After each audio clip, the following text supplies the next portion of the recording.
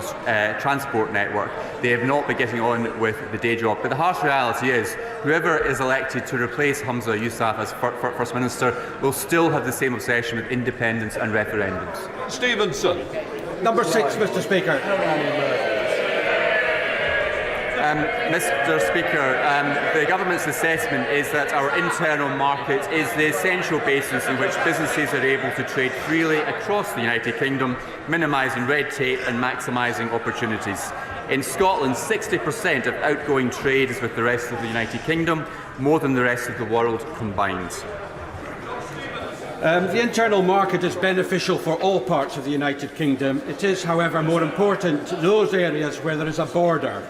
Therefore, would the Minister agree that the internal market should be very helpful in maintaining and developing economic activity in the borderlands area, but would he also agree to consider a second borderlands growth deal, which would certainly help the area on both sides of the border? Mr. Speaker, my honourable friend is absolutely right. The UK's internal market is essential to promoting economic activity, ensuring that businesses in the borders, in my own constituency, Carlisle and beyond, benefit from frictionless trade with the rest of the United Kingdom. The Borderlands Growth Deal, with a £265 million investment from the UK Government, was signed in July 2021 and is developing a range of projects to further boost economic growth. Angus Brendan McNeill. Mr. Speaker, when the BBC has headlines on web pages titled, "Why does Ireland have so much cash?" isn't the reality that independent Ireland is successful in the European and world markets compared to Scotland trapped in the UK? Ireland with a surplus of £8.6 billion to spend in their society, the UK has deficit and cuts hurting people. So can the Minister remind us, what is the size of the UK deficit? Mr. Speaker, I'm very clear that Scotland is better served by being at the heart of a strong United Kingdom.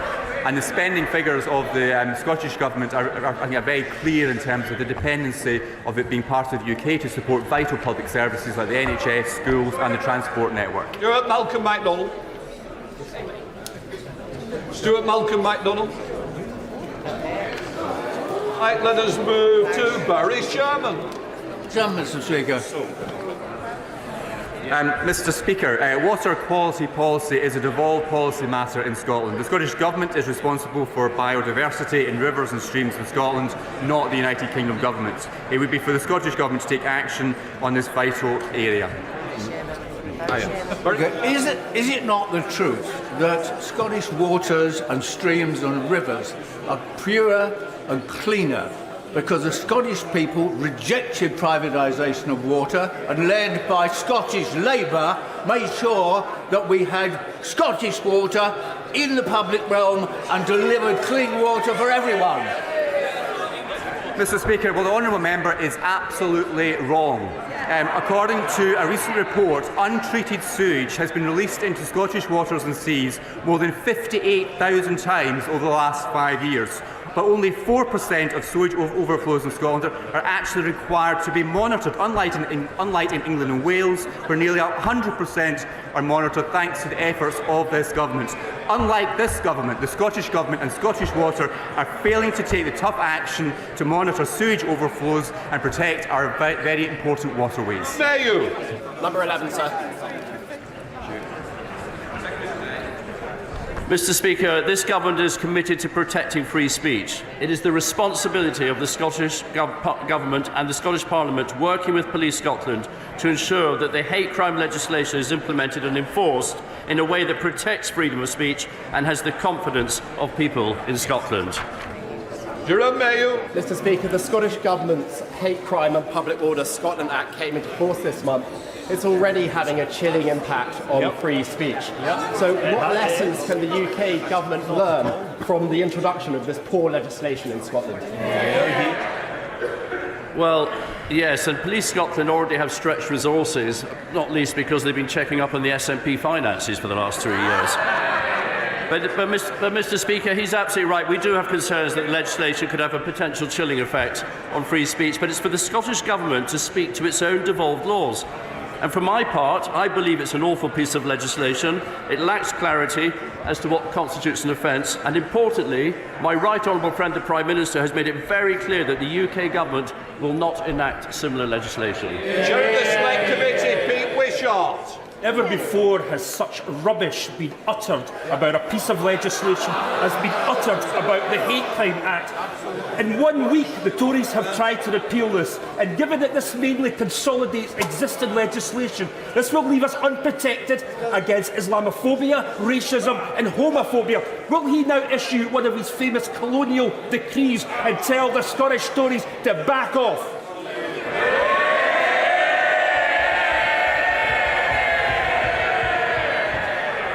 Well, Mr. Speaker, first of all, those laws already existed.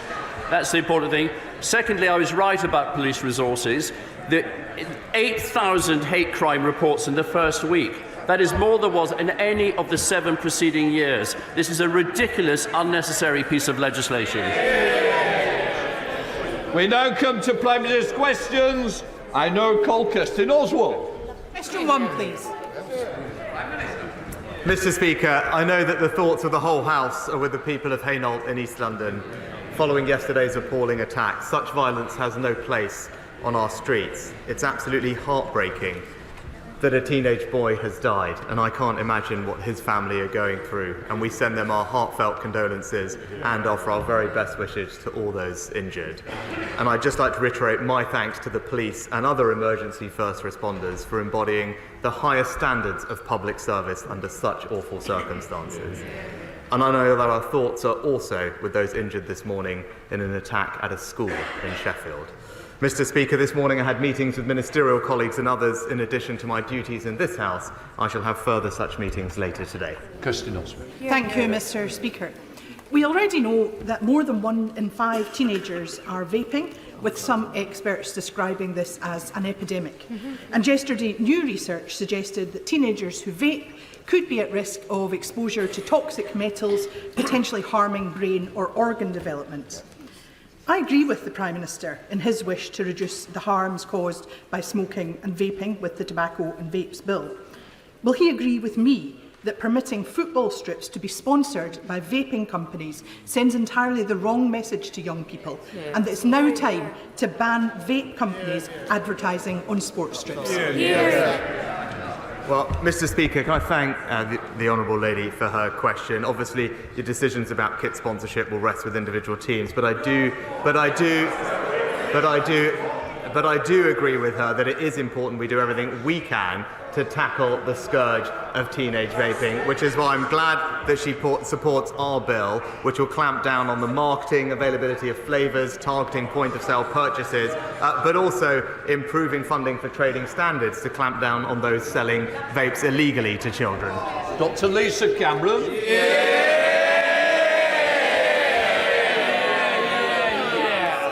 Many thanks, Mr. Speaker. My husband is a veteran, and the defence of the country is the government's first duty to protect people across the United Kingdom. So can the Prime Minister reassure the House that he has a plan in place to back our world-leading armed services? And does he know why the party opposite refused to back his plan? Well, can I start by paying tribute to my honourable friend's husband and all our veterans for their service to our country. And she's right, in the most uncertain times since the Cold War, that it's right that we build our security, protecting our values, our interests, and indeed our nation. That's why this government has taken the step to increase defence spending to 2.5% of GDP, making us the biggest spender in Europe under NATO. And when the Labour leader stands up, I hope that he stops dithering, does the right thing, and confirms that he will back our plan to increase defence spending. Leader of the Opposition, Keir Starmer. Mr. Speaker, I join with the Prime Minister in his words about yesterday's awful events at Hainault. I'm sure the whole House will want to commend the first responders and send our deepest condolences to the family of the 14-year-old boy who was murdered. And I join with the Prime Minister's remarks about the attack in the school in Sheffield as well. I know everyone in this House will be delighted to see His Majesty the King returning to his public duties and looking so well, and we all wish him and the Princess of Wales the best in their continued recovery. I'd also like to welcome the member for Central Suffolk and North Ipswich to his place on these benches. After nearly 2 decades as a Tory politician and an NHS doctor, Mr. Speaker, he's concluded that if you care about the future of our country and our NHS, then it's time for change. It's time for this changed Labour Party. And as of today, he's our newest Labour MP. But I'm sure he won't mind me saying that I hope he loses that title on Friday. Mr. Speaker, when a lifelong Tory and doctor says that the only cure for the NHS is a Labour government, isn't it the time the Prime Minister admits he has utterly failed? Prime Minister. Well, Mr. Speaker, I'm glad to actually see the honourable gentleman from Central Suffolk in the House today.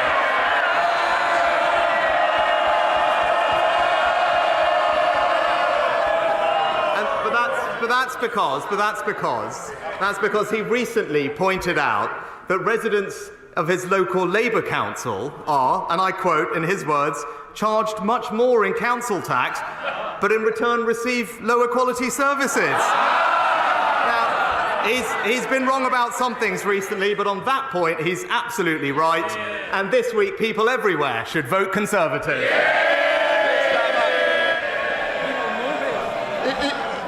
He comes out with all that nonsense, but he locks himself away in Downing Street bunker, moaning that people aren't grateful enough to him.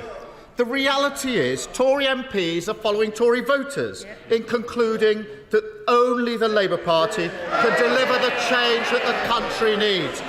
And I say to those Tory voters, if they believe in a better Britain, then they're safe with this changed Labour Party, and it's for them.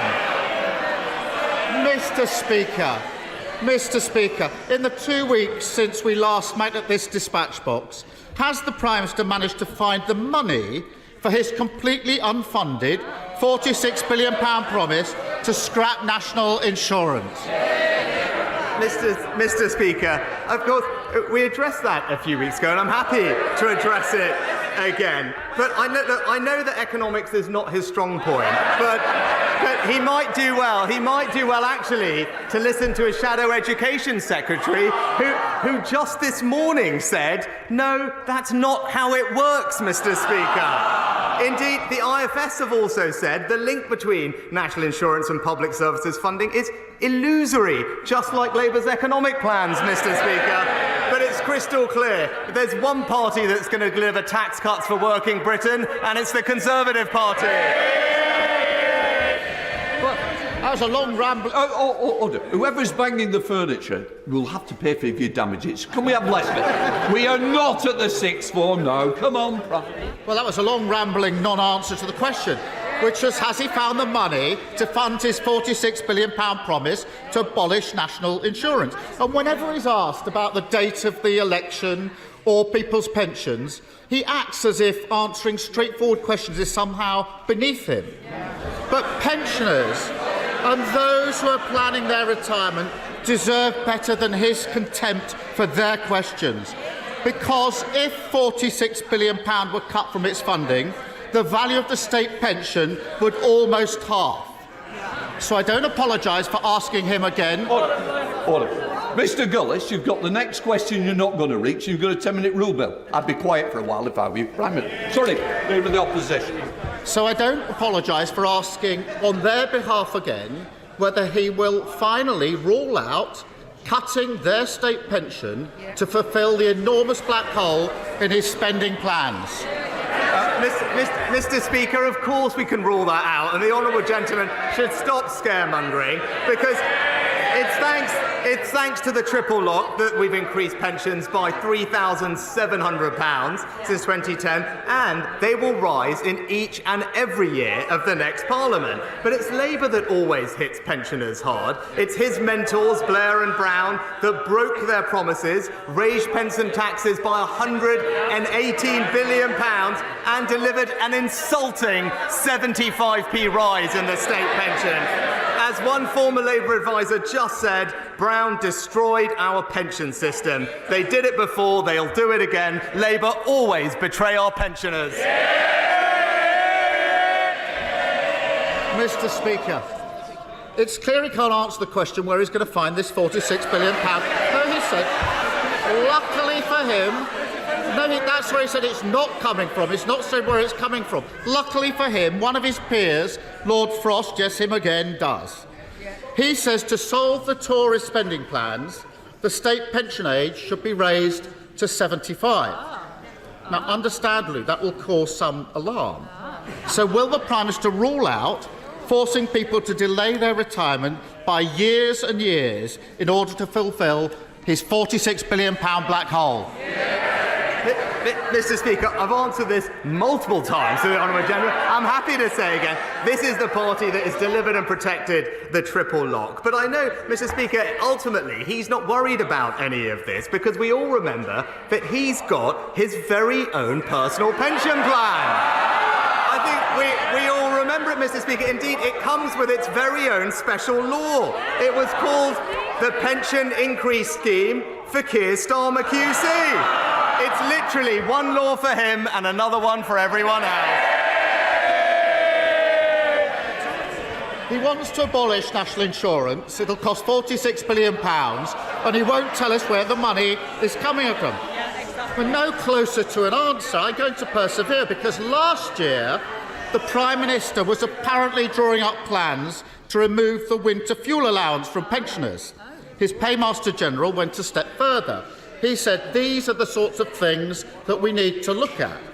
So will he now rule out taking pensioners' winter fuel payments off them to help fund his £46 billion black hole? Mr. Speaker, it was this government that just this winter provided double the winter fuel payment to support pensioners. But what is crystal clear, Mr. Speaker, is that we believe that the double taxation on work is unfair, Mr. Speaker. We believe that hard work should be rewarded, and that's why this week we're cutting taxes by £900 for everyone in work. But in contrast, Mr. Speaker, it's Labour's newest tax advisor who thinks pensioners should be taxed more. That's his words, Mr. Speaker. This advisor calls them codgers. He thinks that supporting them is a disgrace, and he believes that their free TV licences are ridiculous, Mr. Speaker. It's Labour who hit pensioners with tax after tax, and they would do it all over again. Mr. Speaker, is it any wonder that his MPs are following Tory voters in queuing up to dump his party? And even the mayors that he's apparently pinning his political survival on don't want to be seen anywhere near him, because until he starts setting out how he's paying for his fantasy economics, he's got a completely unfunded £46 billion promise that puts people's retirement at risk. How does it feel to be one day out from elections with the message, vote Tory, risk your pension? Mr. Speaker, tomorrow voters will have a choice, and it will be a choice. It will be a choice between mayors like Andy Street and Ben Houchen who are delivering, or mayors like Sadiq Khan who just simply virtue signal, Mr. Speaker. It's higher taxes, more crime and ULEZ with Labour, or it's lower taxes and better services with the Conservatives. That's the choice. From West Midlands to Teesside to London, there is only one choice. Vote Conservative. Mr. Speaker, we concede the Rwanda deterrent is working, and we've now deported our first illegal migrants. But unsurprisingly, Labour just don't care. The Shadow Home Secretary is busy posing for pics, encouraging more boats to come over. The leader of the Labour Party said he would cancel the Rwanda flights. He took a knee when signing letters stopping us deporting illegal foreign national offenders who committed crimes like murder and rape. And he'd do a deal with the EU, surrendering our borders to 100,000 legal migrants. Isn't it right, Prime Minister, that only the Conservatives will stop the boats and cut legal migration? Well, my honourable friend is absolutely right, Mr. Speaker. Our plan is working. Legal migration, the latest figures show, down by 24%. Student dependence down by 80%. But we all know Labour's big idea. It's to scrap the Rwanda plan, even when it's operational, Mr. Speaker. But as one senior Labour advisor said to Andrew Marr just yesterday, we can't just come in, tear it up and have nothing to put in its place. I'm sorry to break it to them, but that's exactly their policy. While we're getting on stopping the boats, all Labour would do is stop the planes. SNP leader Stephen Flynn. Thank you, Mr. Speaker. On Monday, the Armed Forces Minister was neither able to confirm nor deny that UK troops may soon be deployed on the ground in the Middle East. Now, the public watching will be hoping that members of this House do not have a short memory when it comes to the potential deployment and involvement of our military in the Middle East. So can I ask the Prime Minister to provide some much-needed clarity? Is he giving active consideration to the deployment of UK forces in the Middle East, yes or no? Mr. Speaker, you wouldn't expect me to get into any operational planning details, but what I will say is we are absolutely committed to supporting international efforts to get more humanitarian aid into Gaza, which is something I think the whole House would support by land, sea and air. We've obviously tripled our aid commitment, and right now, together with the US, Cyprus and other partners, we're setting up a new temporary pier off the coast of Gaza to get aid in as securely and quickly as possible. Stephen Flynn. Mr. Speaker, let's all be in no doubt. Aid is required in Gaza, and it is required because when people are not being bombed, they are starving to death. The solution to that is a ceasefire and the opening of safe ground air routes, not the involvement on the ground of UK military personnel. These are dramatic and potentially dangerous developments. So will the Prime Minister confirm to the House today that before he makes a decision, all members will be afforded a vote?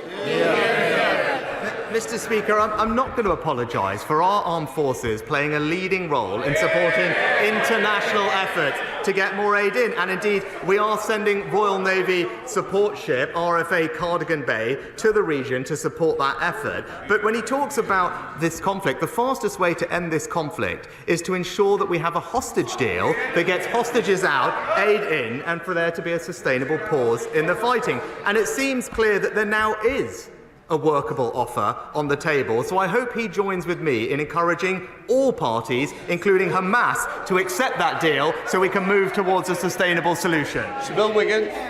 My right honourable friend's decision to cancel HS2 led to £207 million for Herefordshire's potholes and transport infrastructure. Hereford Hospital has a new wards, more beds and a new diagnostic centre on the way. £35 million has been allocated to the River Wye recovery plan. Inflation is down, the Rwanda bill has been passed, and defence spending is increasing. Does my right honourable friend agree with me that if he carries on like this, he's going to win the next election? Mr. Speaker, I'm thankful for my honourable friend in highlighting the work that the government's doing, whether that is increasing our defence spending to keep us safe, securing our borders with our Rwanda Act, cutting taxes by £900, raising the state pension by £900. And I'm also pleased that locally in Herefordshire we are filling in potholes, helping to save the River Wye and improving local health services. It shows crystal clear that it's the Conservative government that has a plan and is delivering a brighter future for our country. Caroline Lucas. Thank you very much, Mr. Speaker. In February, his Foreign Secretary said it would be difficult for a ground offensive on Rafah to avoid harming civilians and destroying homes. Just yesterday, his Deputy Foreign Secretary admitted he was struggling to see how such an attack could be compliant with international humanitarian law. All the signs are that Netanyahu is about to defy the international community. An attack on the 1.5 million Palestinians sheltering in Rafah is imminent. If that attack begins, will that be the moment when the Prime Minister finally finds the moral backbone to ban arms exports to Israel? And if not, how much more suffering has to happen before he acts to prevent further UK complicity in crimes against humanity?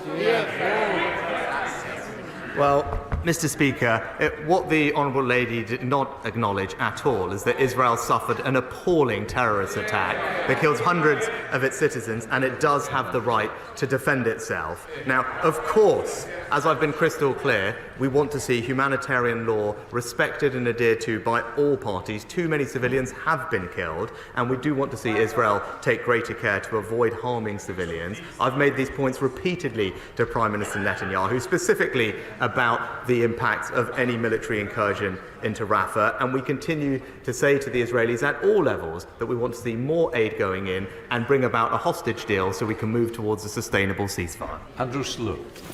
The 60% increase in funding for special educational needs and disabilities is extremely welcome, but the challenges around the recruitment of community paediatricians mean that some children in Leighton Buzzard, Dunstable and Houghton Regis are waiting too long for an assessment. What can the NHS do to attract more of the 39,000 additional doctors recruited under this government into community paediatrics as a specialty, which is incredibly rewarding and important?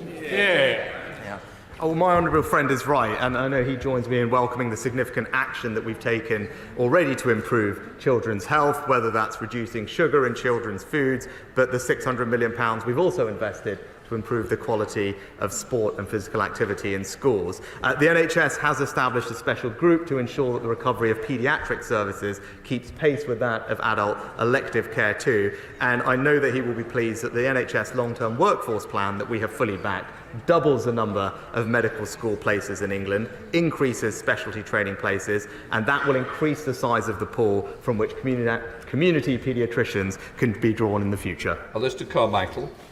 Thank you. I know that you, Mr. Speaker, want to join me in sending condolences to the friends, family and colleagues of our former colleague Lord Andrew Stunnell, who served with exceptional diligence and grace as MP for Hazel Grove in this House and who passed away very suddenly on Monday.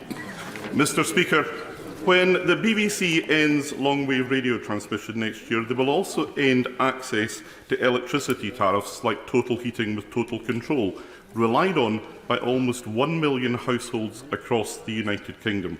Switching to smart meters is not going to fix this for most people, not least because the rollout programme is so far behind.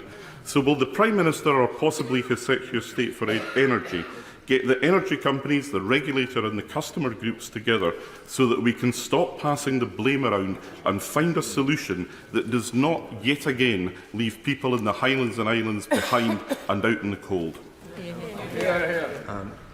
Well, Mr. Speaker, I understand that an agreement has now been reached to ensure that radio teleswitching services will continue until June of next year, and Ofgem are also engaging with energy suppliers on their plans to support consumers through the transition.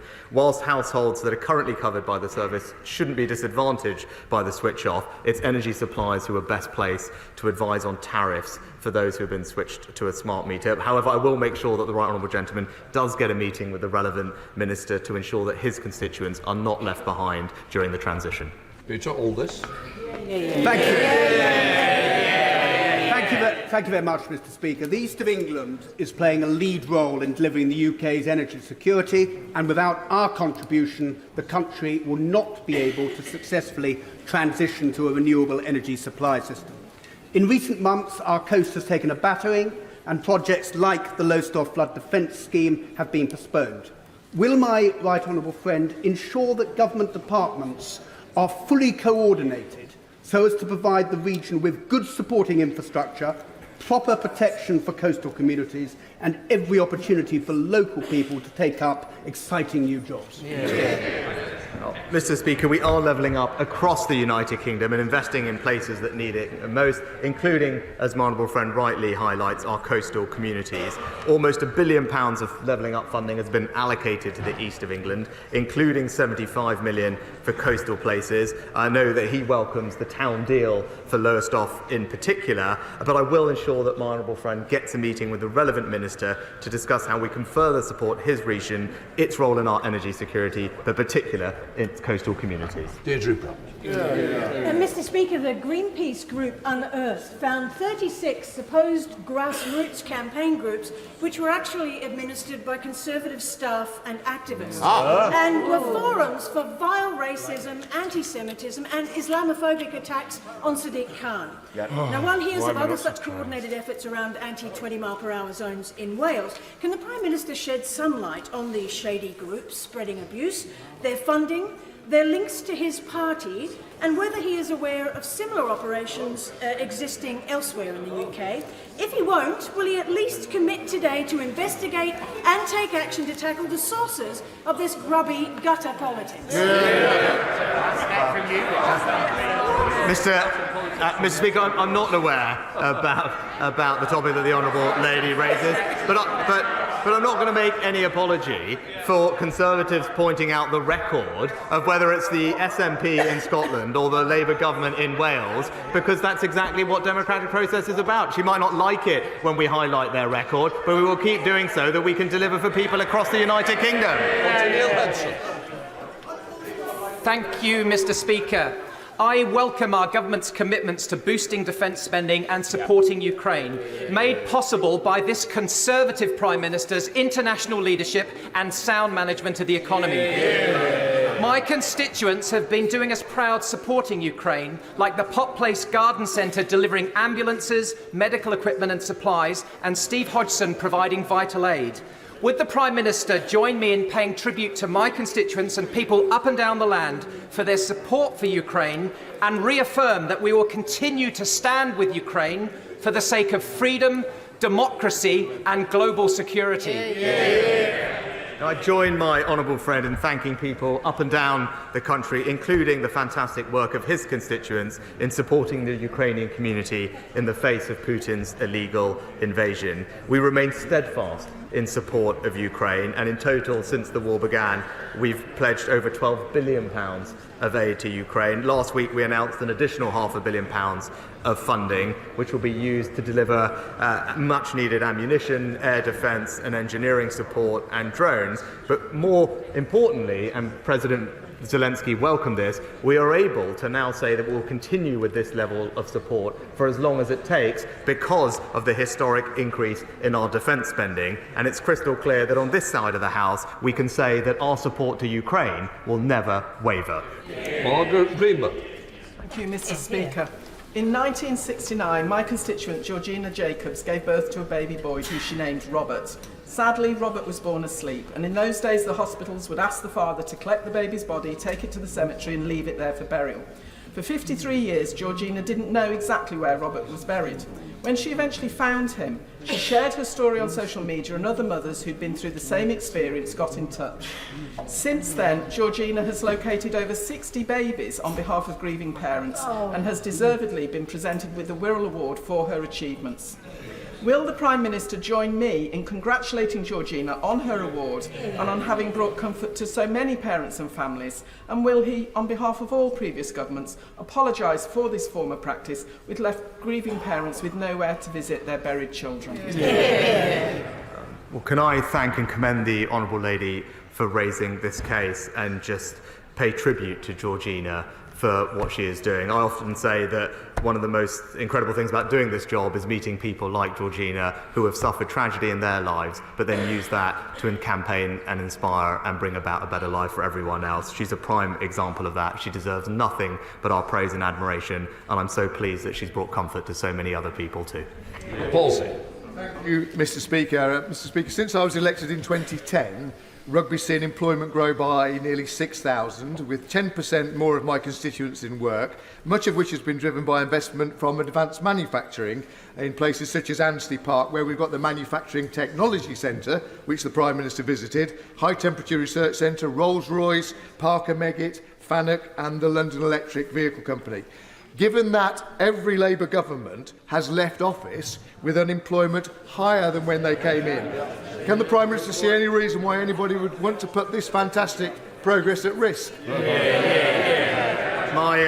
I was pleased to see for myself on a recent visit that my honourable friend is a great champion for his constituents in Rugby, and I was very pleased to see the thriving local technology and manufacturing industry, which will help us deliver on our ambitions to make the UK a science and technology superpower. And he's right that we do have a record with 1 million fewer workless households, unemployment near record lows, and he's also right that we need to stick to that plan, because that's how we'll deliver the long-term change that our country needs and deliver a brighter future for families up and down the country, including in his constituency. Colin Lockhart. Thank you, Mr. Speaker. Hypocrisy needs called out, and everyone in this House will recall the former Irish Prime Minister in Brussels with a photograph of a bombed customs post, lamenting that any border between Northern Ireland and the Republic of Ireland was unworkable, it was in breach of the Belfast Agreement and could result in such troubles again. The hypocrisy of the Irish government from such a position has not been lost, with the Irish police now tasked to patrol the border, protect from the unsubstantiated, unfounded 80% figure of asylum seekers who supposedly make their way to the Republic of Ireland from the UK via Northern Ireland, when actually the reverse is true. Will the Prime Minister challenge and call out these actions and confirm what representations he has made to the Irish Prime Minister and the Justice Minister to respect the integrity of our UK and our border? Well, the House will be aware that we have made commitments to avoid a hard border on the island of Ireland, and the Honourable Lady makes a very important point that the Irish government must uphold its promises too. We can't have cherry-picking of important international agreements, and so the Secretary of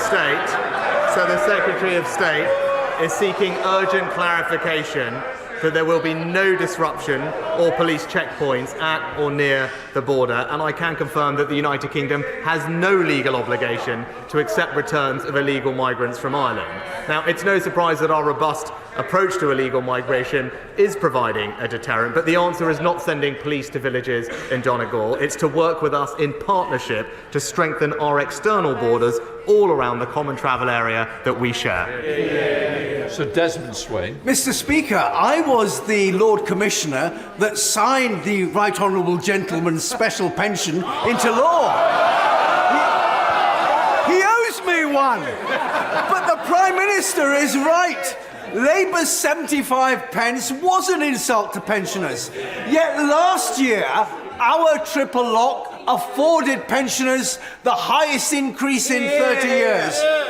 The Prime Minister is going to continue to deliver for dignity in retirement, isn't he? Well, my right honourable friend is absolutely right that we will provide dignity to all those in retirement. That's why we introduced the triple lock, and that's why this year the state pension is rising by £900. I'm also proud of our record to bring 200,000 pensioners out of poverty, and I can also say, as I've said previously, that the state pension will increase in each and every year of the next Parliament. And as he reminds us about the 75p increase, unlike Labour, pensioners in this country can trust the Conservatives.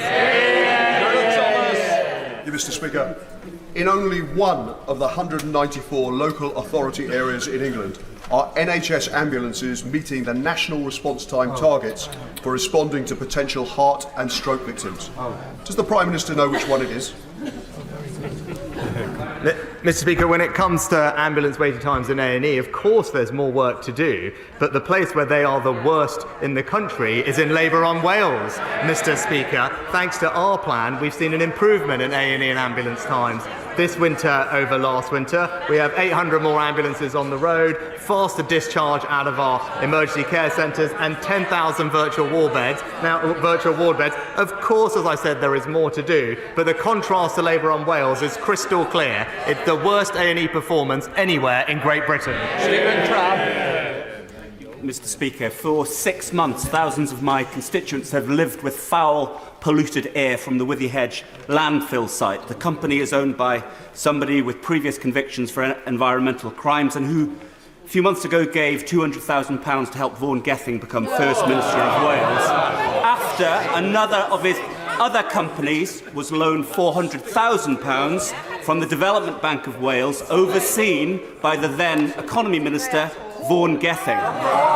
Does the Prime Minister agree with me that this serious matter demands an independent investigation? It's not some internal Labour Party matter, and ultimately that company needs to get out of my constituency and let people in Pembrokeshire have their quality of life back. My honourable friend brings up an incredibly important issue, and I know that people in Wales are concerned about the relationship that he mentions, and I also agree with him on the need for transparency and an investigation regarding the Welsh Labour leader, because it's very clear that the situation is not at all transparent and answers are needed. Mr. Speaker. Mr. Speaker, it's been revealed by the Observer newspaper that the Conservative candidate for the Mayor of London is actually a member of the 6 Facebook groups which was mentioned by the member for Edinburgh North. And they are full of Islamophobia, anti-Semitism and the most disgraceful incitement to damaging property. And the worst bit, for those of us who were in the House when our members of Parliament were taken, death threats to the current Mayor of London, Mr. Khan. Will he close down these Facebooks which have been begun by Conservative members of staff, and will he investigate the role of the current candidate and her membership of those disgraceful, racist Facebooks? Well, Mr. Speaker, the election tomorrow will be fought on the substance of the issues that Londoners face, and the Labour record is crystal clear. House building in London has collapsed. Knife crime is rising. Mayoral taxes are up 70%, and drivers have been hit with ULEZ charges. And the Labour mayor just simply panders to unions and has decimated London's nighttime economy. That's his record. That's how he'll be judged. And people across London know that they will be safer with the Conservatives, with lower taxes and better services. Final question, Karen Bradley. Thank you very much, Mr. Speaker. Today, Mr. Speaker, is Staffordshire Day, where we celebrate all the brilliant things about the county of Staffordshire. So would my right honourable friend join me in paying tribute to our brilliant Police, Fire and Crime Commissioner, Ben Adams, and encourage the people of Staffordshire to vote for Ben tomorrow to make sure we keep Staffordshire one of the safest places to live, work and visit? Well, I wish everyone a happy Staffordshire Day. And she mentions the PCC elections, and I think it's right that she does, because under this Conservative and previous governments, we've cut crime by over 50%, delivered 20,000 more police officers, but people with a Labour Police and Crime Commissioner are more likely to be victims of burglary, twice as likely to be victims of robbery, and as I said, last year knife crime in London went up by 20%. The facts simply speak for themselves. Vote Conservative for safer streets. That completes Prime Minister's questions. We'll let the front benches clear.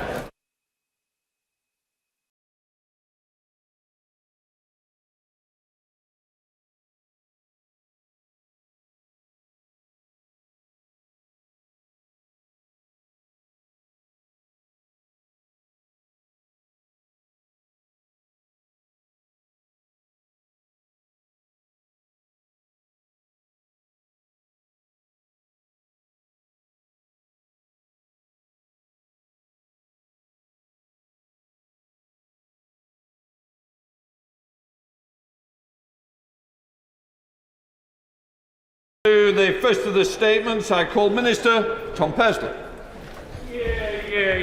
Thank you, Mr. Speaker. With permission, I would like to make a statement on immigration.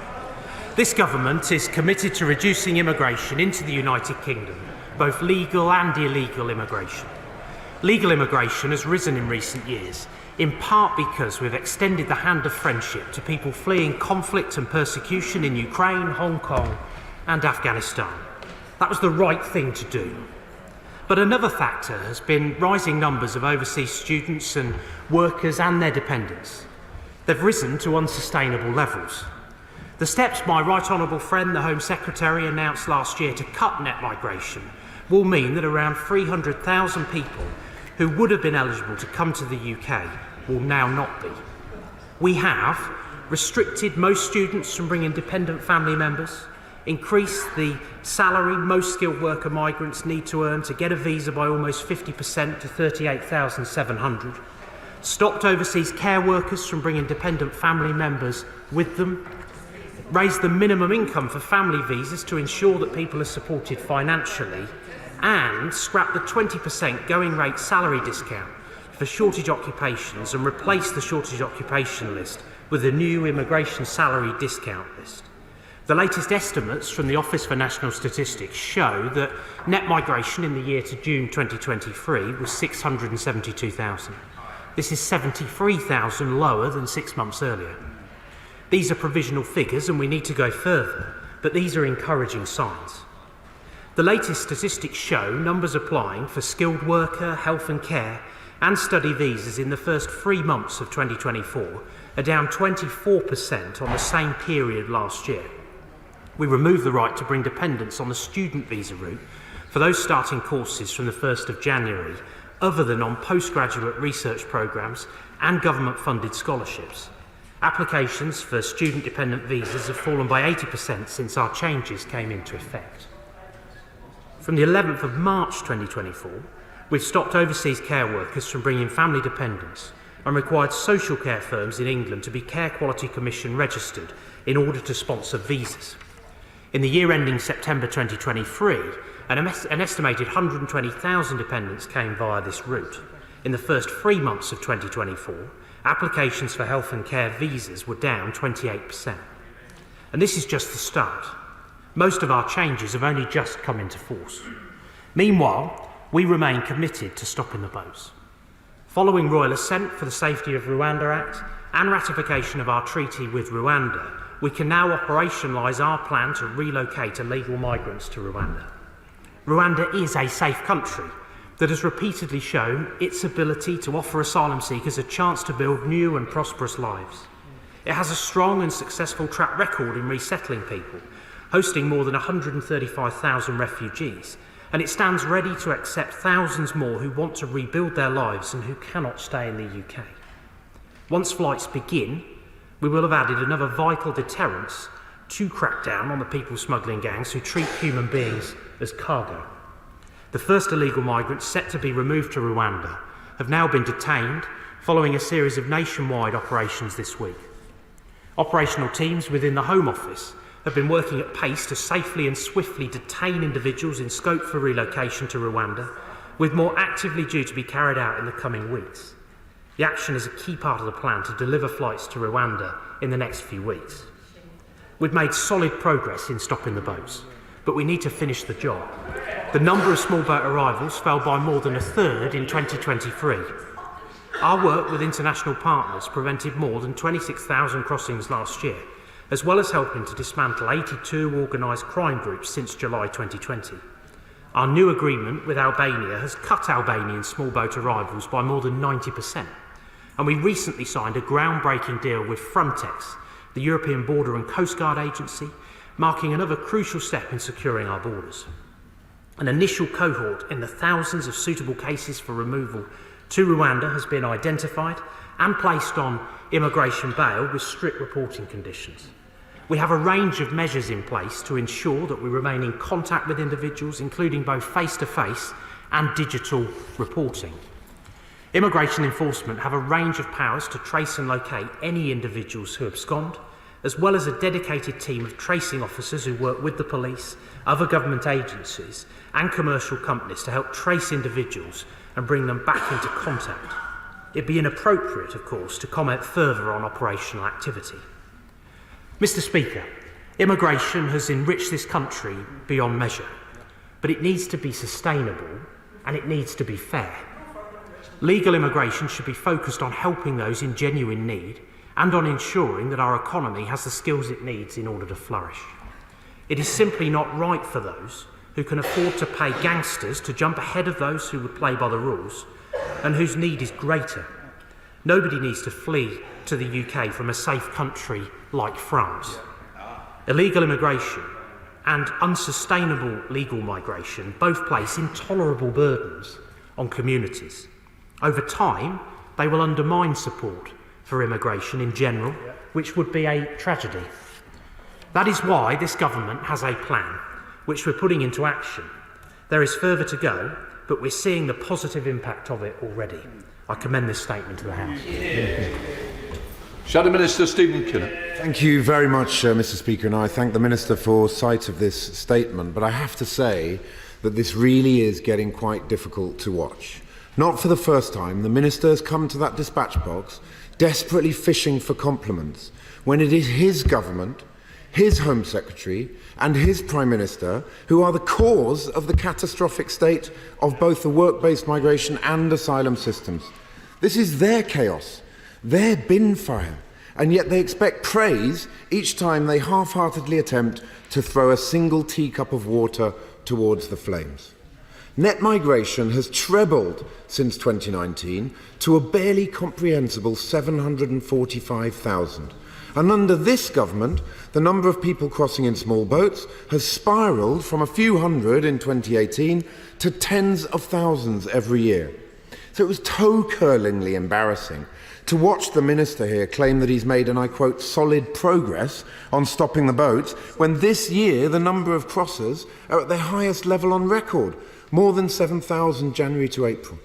It was excruciatingly painful to watch the Home Secretary boast on social media about removing people with no right to be here when the removal of failed asylum seekers has collapsed by 44% under this government since 2010. And the removal of foreign criminals has plummeted by 27%. And when he's completely lost track of 3,500 asylum seekers who he claims to be identified for deportation to Rwanda. It is also painful to hear the government figures bragging in the media that their Rwanda policy is somehow a success because a single person who didn't even cross the channel on a small boat has chosen to fly to Rwanda voluntarily with thousands of pounds of government money stuffed into his pocket by the Home Secretary. Mr. Speaker, this is not a policy. It's a headline-chasing gimmick, a fiasco and a farce. Labour has been absolutely clear that we reject the £500 million Rwanda scheme based on its unaffordability and its unworkability, and that will only cover 1% of small boat asylum seekers, and the government has no plan for the other 99%. We will repurpose that money to smashing the criminal smuggler gangs with our new cross-border police unit and a security partnership with Europol. And crucially, our new returns and enforcement unit will ensure that more flights take off to other countries which remove foreign criminals, failed asylum seekers and visa overstayers so that we can restore some control and integrity back into our asylum system in a way that is firm, fair and well managed. We'll also end the use of 250 asylum hotels and other inappropriate accommodation for asylum seekers, which is costing the British taxpayer millions of pounds every single day. Mr. Speaker, it is also, by the way, painful to hear the Minister bragging today about a reduction of health and social care visas awarded as a way of bringing down net migration. Firstly, based on such a small data sample. Secondly, because this is only one sector of the economy. And thirdly, because the Minister seems to care not one iota what this reduction in workers will mean for our elderly parents. What is the impact assessment? Where is it? And where is the plan to recruit local talent? Mr. Speaker, just a few questions to the Minister to end. On net migration, can the Minister explain why net migration has trebled since his party pledged to lower it during the 2019 general election?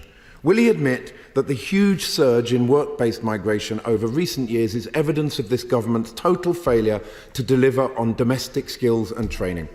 Labour pushed the government into scrapping the unfair 20% wage discount on jobs on the shortage occupation list, which allowed companies to undercut British workers by hiring overseas. Can he explain why it took so long for his party to steal our policy? And on asylum, Home Office sources have told The Times that there are only 400 to 700 detention spaces reserved for migrants due for deportation to Rwanda. Can he confirm that this equates to less than 1% of the current asylum backlog in the UK? The Prime Minister promised to detain everyone who crossed the Channel on a small boat, over 30,000 last year. Given that we only have 2,200 detention spaces, what is going to happen to the remaining 28,000? The government's immigration and asylum policies have failed. We need to put the grown-ups back in charge so that we can fix this broken system and once again give our country an asylum and immigration system that it could be proud of. Thank you, Mr. Speaker. Well, what a quite extraordinary response, Mr. Speaker. The fact is that this is a government that has a credible plan to bring net migration down by 300,000. And all of those measures are now in flight. And as I've been able to set out for the House, it is beginning to deliver the results that we said it would. And I will take absolutely no lectures from the shadow front bench about the issue of domestic employment. I was one of the ministers in the DWP that was proud to bring forward the Back to Work plan, the comprehensive reforms of the welfare system that we are taking forward as a government. And we are also seeing enormous cross-government join-up to support more domestic workers into those roles. That is the right thing to do, to support people in this country to take on these roles and fill those vacancies. And let's not forget the record of every single Labour government without fail, which leaves unemployment higher at its time of leaving office than it did at the start. What we've seen under this government is record low unemployment, benefiting communities across the country. And we've begun the process of delivering those measures in relation to legal migration, and we are also delivering when it comes to illegal migration. We have a plan. We are now getting on and closing hotels. 150 asylum hotels have been closed. That is a very positive thing. It is the right thing to do to make sure that we accommodate people in appropriate accommodation, but get away from the model of providing hotel accommodation for people. What is their plan on that? We have seen massive gains when it comes to asylum decision-making and productivity around those processes. What is their policy on that? We have seen crossings down by over a third last year compared to the year before. We have seen Albanian arrivals falling by 90%. Again, what is their offering to achieve likewise? There isn't one. And we will continue to sustain the progress that we have made. And we know from everything that has been said over the course of recent days that the Rwanda policy is beginning to have the desired effect, and the deterrent of that is clear. And when it comes to his meagre offering, I would just say this, that we've already doubled funding for the National Crime Agency for organised immigration crime work. We already have approximately 5,000 officials working on these matters within migration and borders. That is all that they're offering. It virtually resembles a blank sheet of paper, Mr. Speaker. The truth is that they offer no deterrent. They have nowhere to send people. They have no plan. They have no solutions. They try to bluff that they do, but they're kidding nobody. They're terrified that our plan is going to work. They're terrified that they'll have to scrap it. And they're terrified that they have no alternative. Only we have a plan. It's delivering results, and we will see it through. Thank you, Mr. Speaker. Again, no hint of a plan of how you deal with failed asylum seekers from countries to which they cannot be returned without the Rwanda scheme. I'm pleased with the progress that the Minister has made on reducing net migration, but I am worried about the figures that came out yesterday, that of the 5,700 migrants who have been identified for removal, only 2,145 of them can be located. And this reflects the evidence from the second Permanent Secretary to the Home Affairs Select Committee earlier in the year, where some 17,000 failed asylum seekers who should be removed could not be located. Where are these people, and what is the Department doing about tracking them down and making sure they can be removed, as needs to happen as swiftly as possible? Minister. Well, my honourable friend will appreciate that I can't go into the granularity of operational work that is ongoing in order to ensure that we can deliver on this policy. But what I can say is that an initial cohort of suitable cases of around 2,000 people have been identified for removal and have been placed on immigration bail with strict reporting conditions.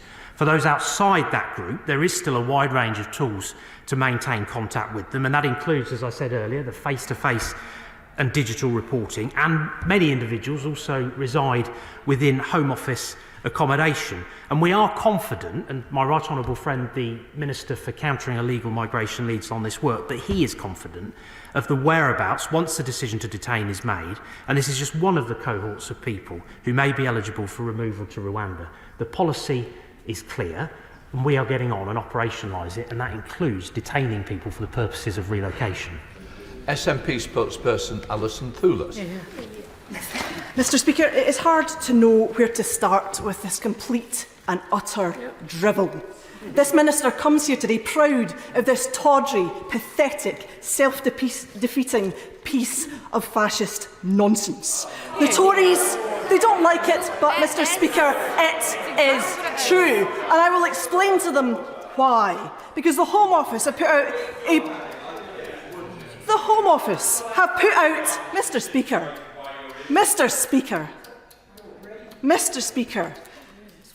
they don't like the truth. The Home Office has issued a promo video this morning of people being detained, and it absolutely turns my stomach. A government that glorifies its state-sponsored people trafficking plans as it cuffs people and takes them out their beds to be sent to another country against their will. It is sickening, Mr. Speaker. Mr. Speaker, these plans are damaging to our society, to our economy, to the people who need care, to the people who want to love, live and study here. Universities are up in arms about their cuts to student numbers. It makes absolutely no sense. The draft rules that the government have issued on adults and risk in immigration detention were released this week. But instead of action on the very serious recommendations of the Brookhouse inquiry, the Home Office is instead doubling down on their policy of indefinite detention. And Labour are going along with all of this. Shame on them. Mr. Speaker, far from what the Minister said, small boat arrivals are up this year. Rwanda is no deterrent because none of the other policies that they have had have proved as a deterrent. And the thousands of people who they want to send have disappeared, never to be seen again. And who can really blame them, Mr. Speaker, if they're going to be plucked from their beds and taken away by ministers and sent to countries against their will? Indeed, who can blame them? And the risk also is that these people will end up being exploited because they have gone into hiding. They will be exploited, they will be trafficked, they will be vulnerable. Why is the Minister not acknowledging the impact that this policy will have on vulnerable people?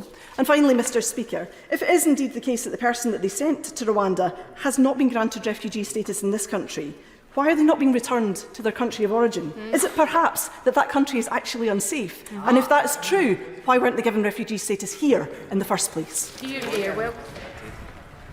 Well, what I would say, Mr. Speaker, is that it's perfectly respectable as a position to want to protect our borders. It is right and proper to want to ensure that we have a fair and balanced system of legal migration that is sustainable. And I make absolutely no apology whatsoever, and nor will this government or any of the ministers in the Home Office, for placing front and centre the determination to protect people's lives. We have seen too many lives lost in the Channel at the hands of what are evil criminal gangs who take people's money, exploit them, send them in unseaworthy vessels out to sea with no regard whatsoever for human life. And candidly, beyond that, I'm not going to edify it with anything further. David Green. Thank you, Mr. Speaker. I very much welcome the fact that the Minister is able to come to this House with the first encouraging signs of lower migration numbers, which will be welcomed widely outside this House, including, I suspect, in Scotland.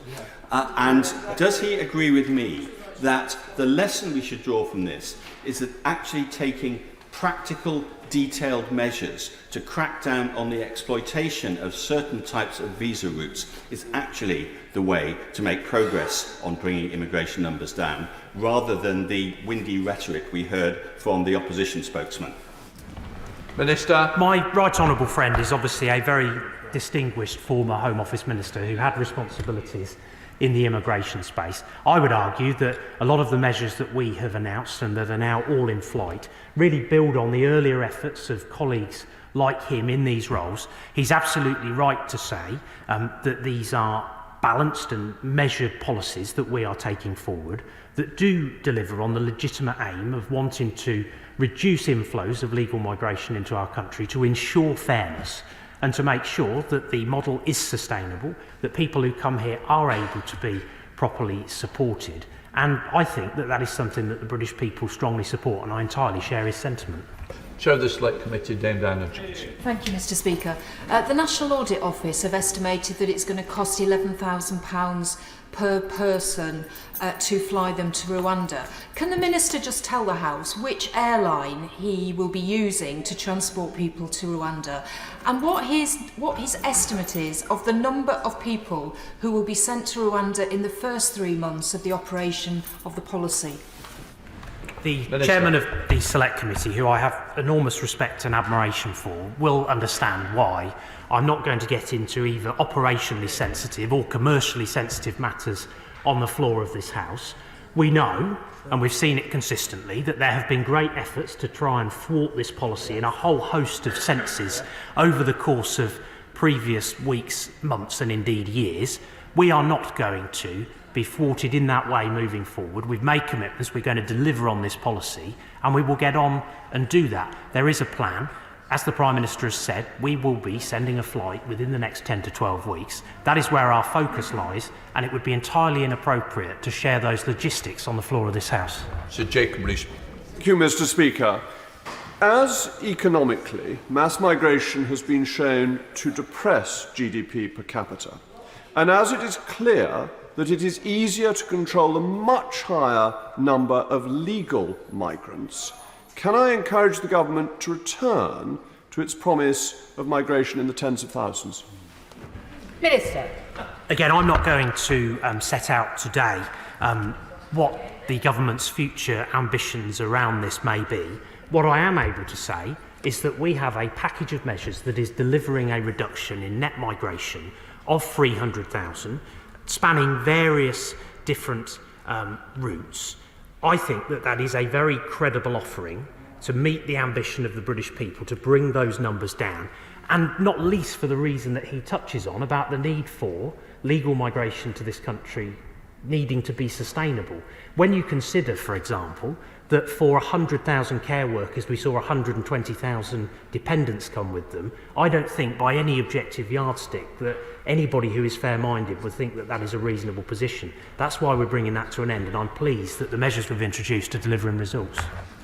Alistair Carmichael. Thank you, Madam Deputy Speaker. The Times reports this morning that the number of visas for care workers granted in March this year is 83% down on the figure from March last year. So can the Minister tell the House, does he expect that reduction to continue? If he does, who will do the work that these carers would have done, and what impact does he think that might have on the National Health Service? We have committed to monthly reporting around the net migration measures that we've introduced to allow Parliament and others to take a view as to the progress that we are making. There are very extensive efforts going on across government to employ more people from our domestic labour force. I rather wish that Liberal Democrat MPs were as enthusiastic as I am about the Back to Work plan and the work that we're doing around recruitment and retention. Those are credible efforts that we are taking forward to try and support more people in this country already into these roles. We're also working intensively to improve the processes around rematching individuals who are already here on the health and social care visas. These are the right steps to take. I'm not going to preempt what the figures may look like in the course of coming months. He'll be able to look at them in the same way everybody else will in future months. Kevin Foster. Thank you, Madam Deputy Speaker. It's interesting to hear some of the Minister's comments today and see the impact of things that I think it's safe to say probably me and him would have wanted to do slightly earlier than ended up being done, such as the abolition of the 20% discount on the SOL. But would he agree the actual core problem at this is all too often people see immigration as the alternative to policies that affect the domestic labour market, rather than as immigration policy being part of supporting those policies. For example, sectors and businesses that were very keen to get a meeting with him in his new role, yet weren't quite so keen to get a meeting with him when he was Minister for Disabled People and trying to promote the Disability Confidence Scheme. What plans does the government have to make sure that future migration policy clearly links up with our wider policy for the UK labour market, and that it's not open to just lobby to try and avoid it? Well, my honourable friend speaks with real authority on this issue and, of course, with real experience, and I well recall conversations that he and I have had in previous ministerial roles that both of us have held. I think he's absolutely right to allude to the fact that immigration ought not to be the first port of call when it comes to meeting our skills needs and when it comes to filling vacancies. That's entirely why this government has a coordinated plan when you take immigration into account, but also reflecting the Back to Work plan and the reforms that we are introducing in relation to health and disability benefits and a whole host of other areas. That should be our focus. I would argue there's a very strong moral case for doing that too. But it's the right thing to do, to invest in our domestic labour force, to get people into those vacancies. And where there does need to be a practical approach to immigration, we should look at that, but it most definitely shouldn't be the first port of call. Ian Paisley. Thank you very much, David. I welcome the comments that have been made with regards to legal migration, which of course is very important for many sectors in business in Northern Ireland. However, turning to the very important and perplexing issue of illegal migration, can the Minister say something about what the Irish Republic's government said this week about pushing back returnees to Northern Ireland? Can he confirm that the Irish Justice Minister made up the fact of 80% of all of their problems were stemming from Northern Ireland? And can they say something about the Republic of Ireland's courts claiming that the United Kingdom was an unsafe destination to return people to in the first instance? Please assure me that Northern Ireland will not become the dumping ground for the right-wing problems that are being faced across the EU. What I would say to the right honourable gentleman is that, as the Prime Minister has rightly said, and he made these points as well during the course of Prime Minister's questions, we are not going to accept returns from the EU via Ireland. When the EU doesn't accept returns back to France, where illegal migrants are coming from in the first place to the United Kingdom. The UK government's position is clear. We, of course, have regular and ongoing work when it comes to abuse of the common travel area. That is right and proper. And we also stand by our obligations under the Good Friday Agreement. But the position is as per that which the Prime Minister, I would argue, has made very clear. Vicky Ford. Thank you, Madam Deputy Speaker. Chelmsford is a very welcoming community. We've welcomed Ukrainian refugees, the families of those brave Afghans who stood beside our soldiers. We've welcomed Hong Kong Chinese. We have amazing domestic abuse services. We welcome women and their families from all over London and the South East who's fleeing violent men. We've built thousands of new homes, and because the London Labour Mayor has so spectacularly failed to build new homes, we welcome social housing tenants from all across London. But this cannot go on. We have 400 families unable to find homes in temporary accommodation. We have to control our migration. I am delighted that he is closing 100 hotels. Please, will he close the Atlantic Hotel and the Leg Street flats in Chelmsford, because Chelmsford has welcomed so many and we cannot home everyone. I am very mindful of the fact that her community in Chelmsford have been incredibly generous as part of the work that we have been delivering as a UK government in conjunction with communities to provide sanctuary for those who are fleeing the most dreadful conflicts around the world. When you think about the response to Ukraine, when you think about the response to Afghanistan, when you think about the response to Syria, as well as the situation in Hong Kong. And she's also right to touch on the issue of abuse within routes. That is precisely why we are introducing greater CQC oversight and accreditation into the health and social care visa system. But she also, on the accommodation point, I hear her representations, we've had conversations about that. What is critical to allow us to get on and close hotels across the country and to get the accommodation picture into a more manageable state is to reduce the inflows.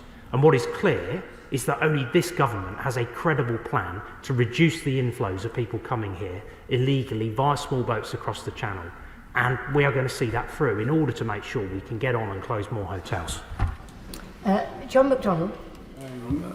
I believe as the policy is not being rolled out, it's seen to be the brutal, inhumane financial fiasco that it is. But yesterday, what happened was, as asylum seekers turned up for their normal reportage, their monthly reportage, they were detained, causing immense distress.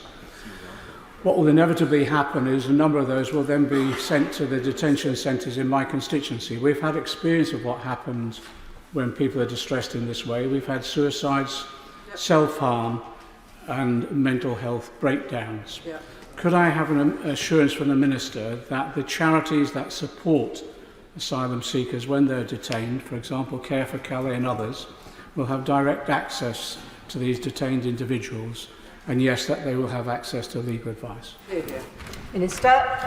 It is of course the case that there are established processes whereby people can access the support that is appropriate in the circumstances. I would argue I have a principled disagreement with him on this point around detention. I do think that it is perfectly right, and I recognise the SNP don't support detention either for the purposes of removal, but I do think that it is appropriate where people are here who have no right to be here, that for the purposes of removal they are detained, but that is done entirely properly in accordance with the law, with the proper safeguards around that, and as ever that will continue to be the case during the course of the work that is ongoing as part of the Rwanda relocations. Mark Francois. Thank you, Madam Deputy Speaker. I welcome the statement, and in particular the news that in some categories at least, immigration is now finally beginning to fall. On asylum specifically, the Irish Foreign Minister and former Taoiseach, Michel Martin, complained bitterly just a few days ago that large numbers of asylum seekers were moving from Northern Ireland into the Irish Republic. Sky News reported yesterday that the Irish government are now seriously contemplating moving police officers to the border to interdict that flow, which would effectively create a hard border on the island of Ireland, which some of us were lectured for years, including by the man who is today's opposition spokesman, that the Irish government would never contemplate under any circumstances whatsoever. So the stench of hypocrisy is strong. Will the Minister assure me we will never allow the Republic to return those people to Northern Ireland unless and until we can remove illegal cross-channel migrants to France? And as for the contemptible remarks of the SNP spokesman, at least the United Kingdom has a government, which is more than you can say for Scotland this week. My right honourable friend knows that this government is resolutely opposed to a hard border on the island of Ireland, and I understand that the Secretary of State for Northern Ireland has requested an urgent meeting with the Irish government to seek assurances that there will be no adverse implications on the smooth operation of either the CTA or the Good Friday Agreement. That, I think, is an important meeting, and he's right to seek that. I again would reiterate the point that we would welcome a returns agreement with the European Union. We think that it is right that we explore those opportunities, and that is something that we will continue to pursue. Joanna Cherry. When I was first elected to this House, we often debated safe and legal routes, but we don't hear very much about that anymore. Many of my constituents are writing to me wanting a family reunion scheme for their relatives in Gaza. I recently co-authored a report with Helena Kennedy recommending that United Kingdom government have a humanitarian visa for women in Afghanistan and Iran. Can the Minister tell me, do the government have any plans to announce any safe and legal routes before the next general election? The position is that, and I'm sure that the Honourable and Learned Lady has followed this closely, that through the Illegal Migration Act, we made a commitment, and that was reflected in the legislation, to come forward and publish the cap and the statutory instrument that sits alongside that, which will support our efforts to be able to provide resettlement opportunities in this country for people in the years ahead. That work is on track. We will deliver on that commitment, and I'll be able to say more in due course. Steve Bryan. Care England appeared before my select committee and told us that the care sector was, quote, blindsided by the change to ban overseas care workers from bringing dependents to the UK. The government's own estimation of impact said the policy would not affect applicant numbers to come here. and help look after our constituents. Yet today's figures show care worker applications have decreased by more than half. Now, we all want to see a care sector, Madam Deputy Speaker, sustained by domestic labour. Why wouldn't we? But with 152,000 vacancies to the end of March this year, is this decrease the intention or the unintended consequence of these changes? The position that I have consistently described is that the situation around dependence has been unsustainable. As I said in answer to an earlier question, we saw 120,000 dependents coming with 100,000 care workers. That is not a position that could realistically continue to be sustained. It is very early stages when it comes to the delivery of these measures. The health and social care changes have only just come into force. I think that he will want to satisfy himself, having looked at the figures across a number of months. But I also would just reiterate the point that there are huge opportunities around domestic recruitment. There is enormous work going on within government with a focus on retention. That is the right way to deal with these challenges. But there is still a health and social care visa route available for people. But in future, and I don't think it's unreasonable to think that individuals without dependents will come, they'll still be able to come, and that's entirely appropriate. Jeremy Corbyn. Thank you, Madam Deputy Speaker. When the Minister gave a statement to the House, he said that the government had extended the hand of friendship to those fleeing persecution and oppression. Is he aware that a considerable number of those people that are in Calais or have crossed the Channel and tried to get to this country are themselves victims of human rights abuse, environmental disaster and wars, some of which this country has been involved in, such as Afghanistan? And his answer is to demonise them. His answer is to try and force them to go to Rwanda. Shouldn't he think for a moment of a sense of humanity about people who are in a desperate situation, through no fault of their own, looking for a place of safety in a country that was involved in the war in the first place in Afghanistan? I'm exceptionally proud of the work that this country, and which has been supported by the Home Office and its teams, have done as part of the resettlement efforts, the enormous resettlement efforts that we have taken forward in recent years. In fact, only last week, I had the real privilege to spend some time with a team who had been supporting some new Afghan arrivals through the ACRS. I was incredibly moved by that work. Those individuals have come through a safe and legal route, and we will continue to see through those commitments. The UK has played its part, it will continue to play its part. But what is not right, in any sense, is to give the impression that anybody ought to be getting in a small boat, paying an evil criminal gang to do so, coming across the Channel, risking their lives, and we saw a young girl lose her life only last week. Nobody needs to leave those French shores in order to find safety. We do have safe and legal routes, and it's right that people come through those. Sir Edward Lee. 15 months after the government announced that they were taking over the whole of RAF Scampton and putting 2,000 migrants there, not a single one has arrived. We fought the Home Office to a complete standstill. Everything we've said has been proved correct. Costs are rising exponentially from 5 million to 27 billion. The buildings are decaying, the runways decaying. The Labour Party have now joined my early day motion against this. We've involved the Levelling Up Secretary, who's now imposing all sorts of conditions on the Home Office.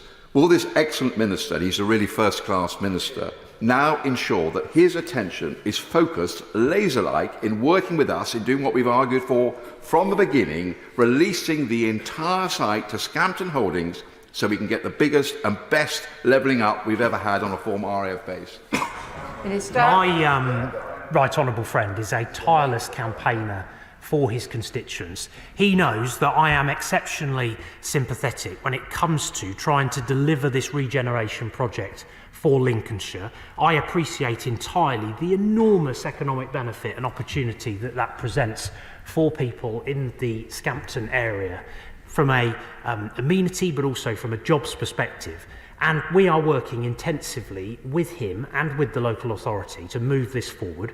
We do, of course, need to realise our accommodation ambitions for that site in the short term, but I also want to find a way forward and agree a way forward that means that those regeneration ambitions can also be realised as quickly as possible. Clive Redford. Thank you, Madam Deputy Speaker. We now know that it's the government's intention to pay board and lodging for 5 years for anyone voluntarily removed to Rwanda. That's a commitment that's going to fall heavily on the next government if they're even successful in getting anyone to Rwanda. So how much is this nonsense going to cost? Minister. It's fair to say that if we were to adopt the approach of his front bench, and no doubt one that he subscribes to, we would continue to have uncontrolled immigration to our country via the Channel. He offers no alternative solution to the one that we are taking forward as a government. That is an unsustainable position. I am confident that the Rwanda policy will help to bring to an end these channel crossings, to put those evil criminal gangs out of business and get this issue under control. That has to be right. What is clearly unacceptable is to parade around with no credible policy alternative and just pretend that everything's going to be okay. Jack Brereton. Thank you, Madam Deputy Speaker. It's very encouraging news to hear about the progress on tackling both legal and illegal migration, particularly on the operationalisation of the Rwanda policy. And I've pushed on a number of occasions for further schemes with other third countries because I think we need to see that deterrence. And I've been previously told that we were waiting for the delivery of the Rwanda scheme. So now that we have delivered the Rwanda scheme through Parliament, could the Minister look again at further schemes with other third countries as well, so we can offer the maximum possible deterrence to those trying to come in here illegally? My honourable friend, of course, is right on the point about deterrence. He has been very supportive of the work that we have done that has seen Albanian arrivals fall by 90%. Again, that recognises and brings forward the value that deterrence has. I also know that the Minister for Countering Illegal Migration has also been having conversations with the Vietnamese about the small boat arrivals that we've seen from Vietnam. We will continue to work hard to deliver more international cooperation in this space. And I also think it's right that the Home Secretary is spending considerable amounts of his time and energy on informing the conversation internationally about what more we can do to tackle these migratory flows. And we know that where we led the way when it came to announcing Rwanda, others internationally are seeking to follow. Anne McLaughlin. Thank you, Madam Deputy Speaker. Yesterday, my 21-year-old Springburn constituent, Abdullah Salimi, was detained and he was then taken from Scotland to England, a 10-hour journey. I suspect because in Scotland you get legal aid, so he'll have legal representation. Now he has none. He was taken on a 10-hour journey, given no water, no food. Is that right? Is that acceptable? What's the reason for that? He had his phone taken off him, so he couldn't contact anybody, couldn't tell anybody. Is that right? Is that acceptable? What is the reason for that? And also, no, I'm not finished. I went to the Home Office this morning. I emailed the Home Office last night. They refused to give me any information. I went with this letter for one of his colleagues and they refused to take the letter. I am his MP. I have got the right to know what is going on in his life and the right to try to represent him. Why am I being denied that, and why is he being denied the rights that you enjoyed at the age of 21? I would make the point that I am a British citizen who is in this country legally, and the fact is, it is right. Now, if the Honourable Lady allows me to just finish the point, it is entirely right and proper that people are detained on a legal basis for the purposes of removal under this policy. But there are always safeguards around that. I will very gladly accept the letter from the Honourable Lady and ensure that it reaches the right destination within the Home Office, and we will, of course, in the normal way, look very carefully at any concerns that she wishes to raise. I recognise that she is entirely opposed to the policy objective that we are seeking to advance. There is a principled disagreement there. She thinks I'm wrong. I think that she is wrong about this. But on those specific points, if she'd like to share them with me, I will gladly ensure that she receives a full response. Nigel Mills.